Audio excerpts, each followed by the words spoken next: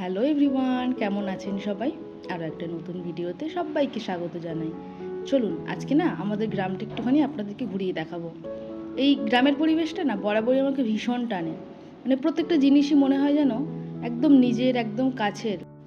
তাই যারা ওই গ্রামে থাকে না, আমার মনে হয় তারা ভীষণ ভাগ্যবান। মানে একদম প্রাকৃতিক জিনিসপত্র চোখে দেখে, প্রাকৃতিক জিনিসপত্র খায়। আর এই দেখুন এই বাচ্চাটিকে, হয়েছে কি গায়ে কোনো জামা নেই, কিন্তু ওর আবার লজ্জা যে আবরণে সেটা ভয়ও নেই, কারণ ওর ব্যাগটাই এমন বড় আর এমন সুন্দর। আর আজকে আমরা যাচ্ছিলাম আমাদের বাড়ির থেকে কিছুটা দূরে। এখানে আমি বরাবরই ওই সাইকেল নিয়ে যাই, কিন্তু এবারে ওই হেঁটেই যাব।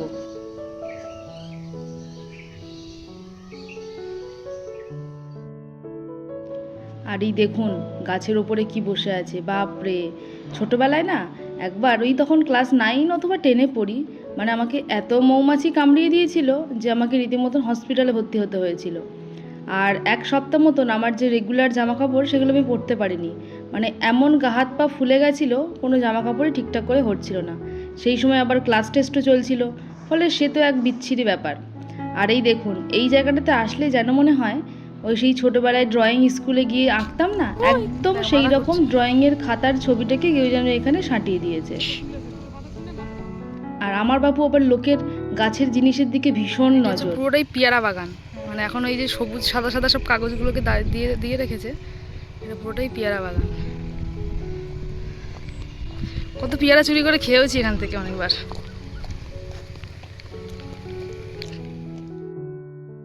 আর দেখেছেন কথায় কথায় চলে এলো বৃষ্টি।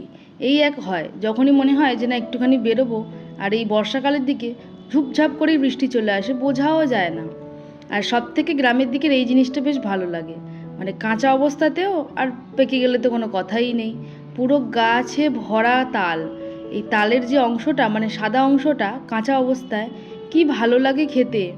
আর যখন পেকে যায় তখন তো তালের ওই পাল্পটা বের করে তো বিভিন্ন জিনিস আমরা করে খাই, সে তো আপনারা সকলেই জানেন।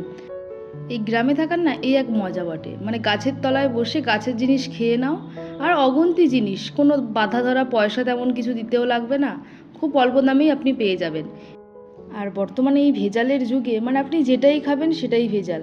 একটা সবজি যদি কিনে খেতে যান তাতেও রং স্প্রে করছে, একটা মাছ যদি খেতে যান তাতেও কেমিক্যাল দিয়ে ফেলছে, মানে ভেজালের কোনো শেষ নেই। কিন্তু তাও যারা ওই নিজেদের গ্রামে এখনও চাষ করে খাচ্ছে বা পুকুরে মাছ চাষ করছে, তারা যেন মনে হয় একটু হলেও তো ভালো কিছু খাচ্ছে। আর সব থেকে যেটা বেশি ভালো লাগে সেটা হচ্ছে প্রাণ খুলে বাতাস নাও বাবু, মানে একদম যত খুশি, এ বাতাসের মধ্যে কোনো সমস্যা নেই।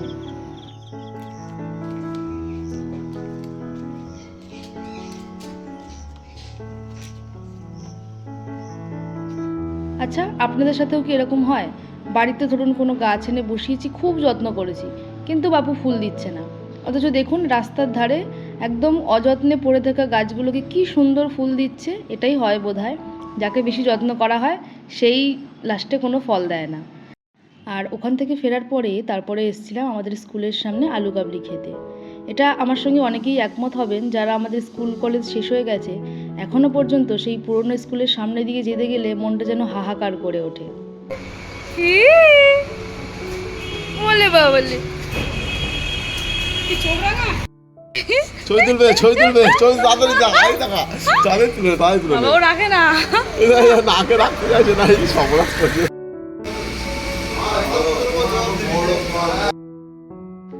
আর এই দেখেছেন এর ভিডিও আগেও আপনাদের সামনে অনেকবার শেয়ার করেছি। এ হচ্ছে এখন প্রচণ্ড দুষ্টু একজন, মানে কারোর কোলেই ঠিক মতন থাকবে না, যে ঘুরতে যাবে ও তার সঙ্গেই। অবশেষে দুপুরবেলা মা দেখি না সমস্ত রান্না বান্না করে 100টা ফোন করার পরে তারপর এসে বাড়িতে খেতে বসেছি। আজকে মাকে বলেছিলাম মা যত মাছের আইটেম সমস্ত কিছু করবে, অনেক দিন বেশ ভালো করে কবজি ডুবিয়ে মাছ খাওয়া হয় না। আর এই যে তাই আমার কথা মতন সমস্ত মাছের আইটেমগুলোই হয়েছে। আসলে এতদিন বাইরে থাকার পরে না হঠাৎ করে যখন নিজের বাড়িতে ফিরি, মানে সেটা তো একটা মনে হয় একদম নিজের জায়গাতে নিজের অঞ্চলে চলে এসেছি। আর রাত্রেবেলা বাবা এনেছিল এই যে একদম গাছ পাকা আম। আর চলুন এই ভিডিওটা তবে এই পর্যন্তই। সবাই ভালো থাকবেন, সুস্থ থাকবেন, সাবধানে থাকবেন।